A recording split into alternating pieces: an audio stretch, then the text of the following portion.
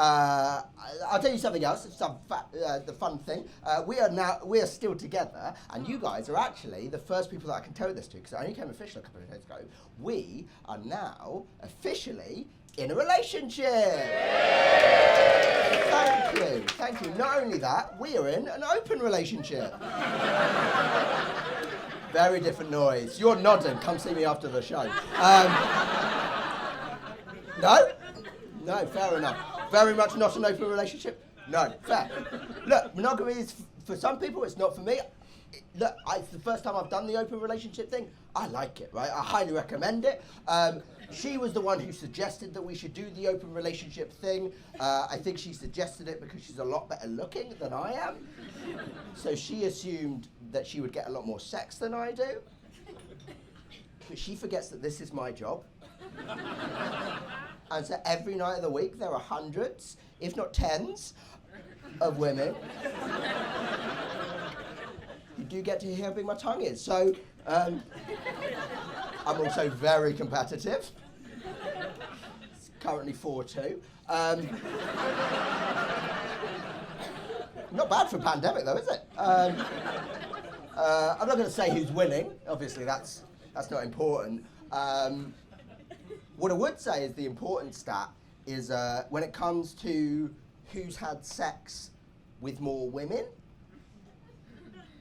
Yeah, she's also winning. She's also got a bigger tongue than me. Furious. She's a bisexual lady. I'm a big fan of those. And we often have discussions, actually, about whether it's harder to be gay or disabled.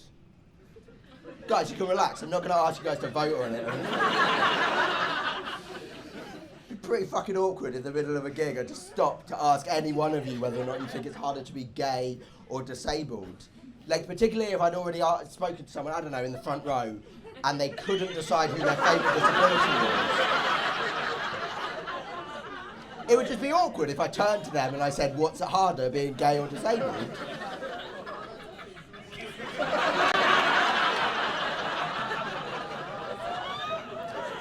What do you reckon, Kyle?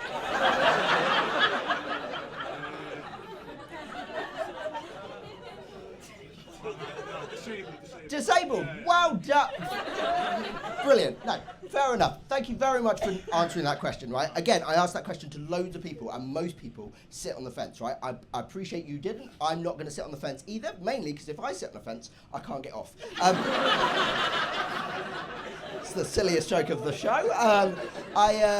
No, look, it's fair enough. It's hard to be disabled, but I actually think it's slightly harder to be gay, right? And it's for one very simple reason.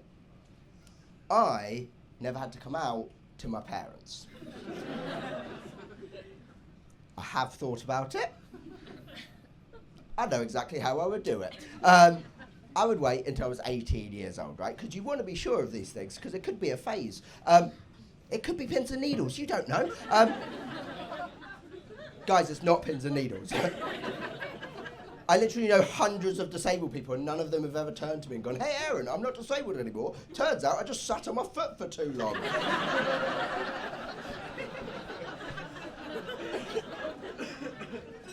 So I'd sit them down, right, at the family kitchen table, and I'd sit them down and I'd be like, Mum, Dad, I've got something to tell you guys. I've known this to be true for a long time. I cannot go on pretending that this is not me. It's time for me to start living my truth. Mum, Dad, I am disabled.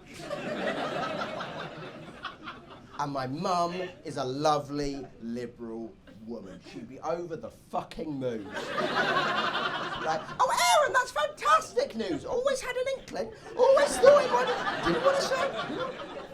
Oh, think how good this is going to be for my fashion sense now that I can park right outside H&M. Oh, you know Daniel, Sonia's son Daniel, he's also a disabled. Do you want me to set you guys up? Maybe you can play wheelchair basketball together or something, I don't know. Little does my mum know that I've already played wheelchair basketball with Daniel and several of his friends. My dad's reaction would be a very different experience. He'd be like, I think he'd be confused more than anything. He'd be like, Have you tried walking in a straight line, though? You might like it. How can any son of mine be disabled?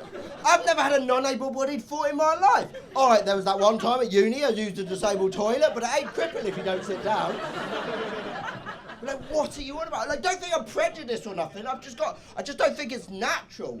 What? If God wanted you to have wheels, he would have given you wheels, right?